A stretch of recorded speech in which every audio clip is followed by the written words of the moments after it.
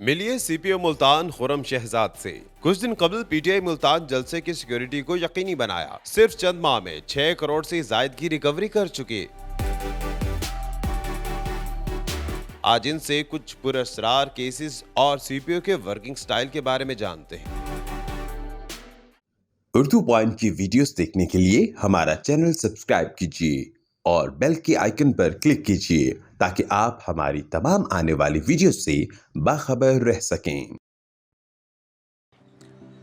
अस्सलाम वालेकुम, आप देख रहे हैं उर्दू पॉइंट। मेरा नाम दानिश हुसैन। आज मैं आपको मिलवाने जा रहा हूँ सीपीओ मुल्तान खुरम शहजाद से, जिन्होंने महज चंद महीने में मुल्तान में 6 करोड़ से ज़ायद की रिकवरी की है। हाल ही में पाकिस्तान तहरीक इंसाफ का जलसा बड़े अच्छे तरीके से मैनेज किया। अपने तमाम तर स्टाफ का बड़ा ख्याल भी रखते हैं, बड़े रिफॉर्म्स ला रहे हैं और ख़ास तौर पर उनके बारे में मशहूर है कि कभी भी कहीं भी सरप्राइज़ विज़िट कर लेते हैं। तो सरप्राइज़ विज़िट के बारे में भी जानते हैं। कुछ ऐसी वारदातें या मिस्टीरियस वाक़यात जिसे केस को सॉल्व करना बड़ा मुश्किल था, लेकिन बड़े स्मार्ट तरीके से उससे निकले और केस को सॉल्व किया, लोगों से कन्फेस किया, वो भी इनसे जानते हैं। थोड़ा देखते हैं कि एक सीपीओ कैसे काम करता है। तो आइए मेरे साथ।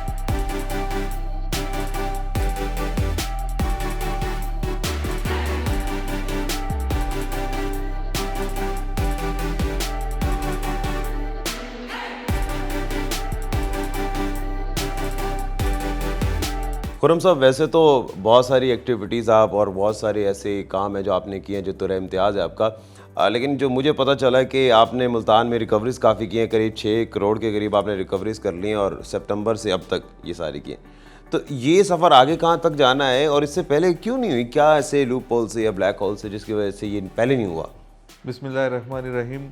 रिकवरीज़ ऑफ कोर्स हमने बड़े 2 फंक्शंस करवाए और उसमें मोर देन 6 करोड़, क्योंकि एक में 3.5 करोड़ ये कैश की शक्ल में था और 60 मोटरसाइकिल्स व्हीकल्स इसके अलावा थी। और इससे पहले जो फंक्शन हुआ और उसमें भी कोई ऑलमोस्ट 60 गैंग्स एक दफ़ा हमने एक सेमाई में किए, उस इतने ही दूसरे में हुए थे। देखिए, जो लोग जिनके साथ रॉबरी की वारदात हो जाती है, उनका बेसिक ऑब्जेक्टिव यही होता है कि लूटी हुई चीज़, प्रॉपर्टी, कैश उनको वापस मिले। तो यही पॉइंट ऑफ सोलेस सेटिस्फेक्शन हमारे लिए भी होता है, उनके लिए भी होता है। तो इसको शफाफ करने के लिए, ताकि लोगों की रिकवरीज़ उन तक पहुँचें, तो हमने एक सिलसिला यहाँ पे फंक्शंस का शुरू किया हुआ है, जिसमें हम सुपुर्दारी करवा के बिल्कुल एक ओपन सबके सामने उनकी दौलत, लूटी हुई प्रॉपर्टी उन्हीं के हवाले कर देते हैं। इससे एक फ़ायदा ये भी होता है कि थोड़ा उम्मीद जागती है उन लोगों पे जिनकी रिकवरियाँ उस दफ़ा नहीं हो सक रही, और हम लोगों को बताते भी हैं कि जी हम आपके लिए उम्मीद की किरण आप बने, तो नेक्स्ट टाइम इंशाल्लाह आप इस फंक्शन में होंगे और ये मिलेगी आप। सही, परसेप्शन जो है वो भी ज़ाहिर है उसकी पुलिस की बेहतर होती है। उसके लिए मज़ीद क्या काम करना आप समझते हैं नागुज़ीर है?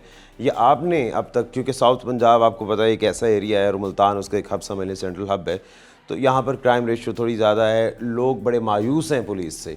तो इस परसेप्शन को चेंज करने के लिए क्या क्या काम आपने किए? देखिए, मुल्तान इकोनॉमिक एक्टिविटी का हब है, जैसे आपने कहा, बिल्कुल है। और जितनी एक्टिविटी यहाँ पे हो रही है साउथ पंजाब के किसी और शहर में नहीं है। यहाँ पे चैम्बर भी है, यहाँ पे जो बड़े ताजर रहनुमा हैं और ताजर तंजीमें हैं वो भी यहाँ पे हैं। कमर्शियल एक्टिविटी और मार्केट्स वो भी उसी हिसाब से है। पैसे का लेन देन जहाँ पे होता है वहाँ पे क्राइम भी उसी हिसाब से ज़्यादा होता है जिस तरह बड़े शहरों में बाकियों में हो रहा है। तो रियल चैलेंज हमारा यही था कि हम एक तो इन वारदातों को कम से कम करें, प्रिवेंट करें, और दूसरा डिटेक्शन। तो यही 2 प्रोंग स्ट्रेटजी के साथ हम आगे चले। खुरम साहब, अपने करियर का कोई ऐसा वाक़या सुनाए में, कोई बड़ा मिस्टीरियस सा हो, आपने भी सोचो कि इससे कैसे निकला जाए, लेकिन एक क्लू मिला और उससे आप पहुंच गए, सॉल्व हो गया? वैसे तो बेशुमार पुलिस की पूरी लाइफ ही इस किस्म के वो स्टोरी से भरी होती है और कई चीज़ें। मैं यहीं पे अगर आपको एक वाक़या सुनाऊं तो एक ख़ातून थी, उनकी डेड बॉडी एक पुलिस स्टेशन से मिलती है और एक नामालूम सा तरीके से, अभी शनाख्त भी नहीं हो रही और डेड बॉडी कोई पता भी नहीं, लेकिन ये पता चल रहा है कि जी मर्डर किया गया। अच्छा, उसकी एफआईआर एक पुलिस स्टेशन के अंदर हो जाती है, यहाँ पे मुजफ्फराबाद के उसमें।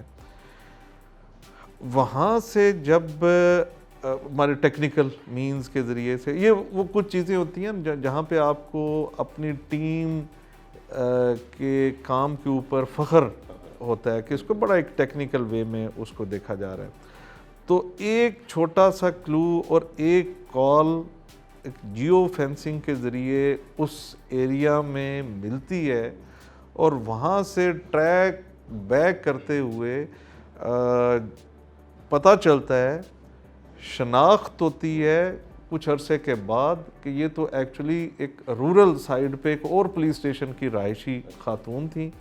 और जब शनाख्त हो जाती है तो फिर आगे सिलसिला चलाते हुए उस कातिल तक हम पहुंचते हैं।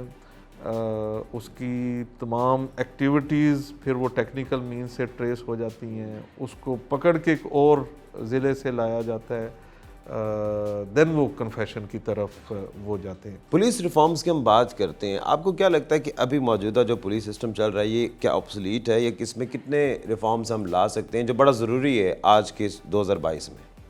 देखिए, रिफॉर्म्स की गुंजाइश तो हर माशरे में और हर पुलिसिंग सिस्टम में रहती है, हर सूरत में। आप 30s की पुलिसिंग 1930s की पुलिसिंग जो है वो 2022 में नहीं कर सकते। You have to reform yourself. इसी तरह जो 80s के चैलेंजेस होंगे वो 9/11 के बाद तब्दील हो गए, तो उसमें कुछ तो लीगल रिफॉर्म्स की, जो लॉ की रिफॉर्म्स की ज़रूरत है, और कुछ प्रैक्टिकल वे में एसओपीज़ के गैजेटरी के हवाले से उन रिफॉर्म्स की भी ज़रूरत है। तो अल्हम्दुलिल्लाह पुलिस लीडरशिप, आईजी साहब ख़ुद भी रिफॉर्म्स ओरिएंटेड हैं, वो हर कोशिश जारी है, कर रहे हैं उसमें, क्योंकि अभी इन्वेस्टिगेशन के ऊपर काफ़ी फोकस किया गया है ताकि वो मेयार बुलंद हो। तमाम आईओज़ का एक टेस्ट लिया गया है, सेंट्रलाइज टेस्ट लिया गया है, जो ट्रेनिंग ब्रांच ने और इन्वेस्टिगेशन ब्रांच ने भेजा, जहाँ हमने लिया, उनकी कैटेगरीज बनाई गई हैं और उसके मुताबिक आगे अब ट्रेनिंग कोर्सेज शुरू होने वाले हैं। तो इस पे भी काम हो रहा है और गैजेटरी के हवाले से, रिसोर्सेज के हवाले से वो भी मैक्सिमम कोशिश है कि चलता रहे। रिफॉर्म्स की तीसरी जो किस्म है वो लोगों से मुतल्लिक होती है कि आप इंटरेक्शन जो लोगों के साथ जिस पॉइंट पे हो रहा है उसको बेहतर करें।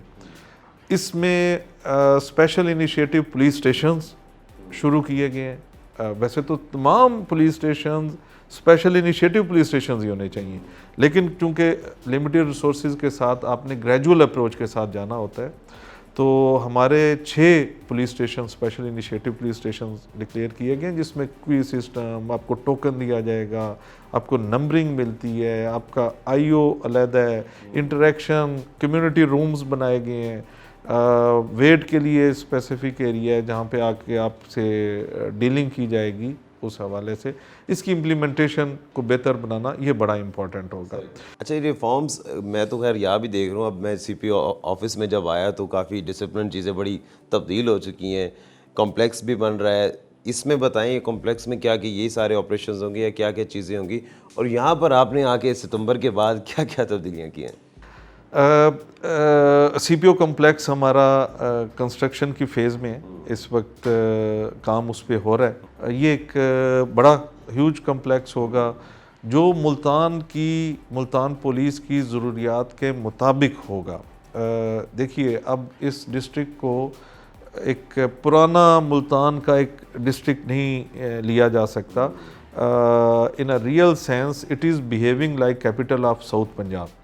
जो एक्टिविटी, कोई भी पॉलिटिकल एक्टिविटी, रिलीजियस एक्टिविटी या कमर्शियल एक्टिविटी अगर उसके इम्प्रिंट्स मुल्तान में नहीं होंगे तो उसका इम्पैक्ट पूरे साउथ पंजाब पे नहीं होता। तो हर एक की कोशिश होती है कि अपना इम्प्रिंट यहाँ पे ज़रूर करें। इसी तरह सिक्योरिटी के हवाले से जो इवेंट्स मुल्तान में हो रहे हैं वो मेगा इवेंट्स होते हैं, वो न्यू ईयर नाइट हो, वो किसी सियासी जमात का जलसा हो। अभी कुछ रोज़ पहले जलसा भी किया मैनेज आप लोगों ने। या एक बड़ा चैलेंज था मुल्तान पुलिस का, सिक्योरिटी के हवाले से भी कुछ खदशात भी मौजूद थे। बहुत बड़ा चैलेंज था जिसमें अल्हम्दुलिल्लाह एक अच्छे तरीके से मैनेज हो गया।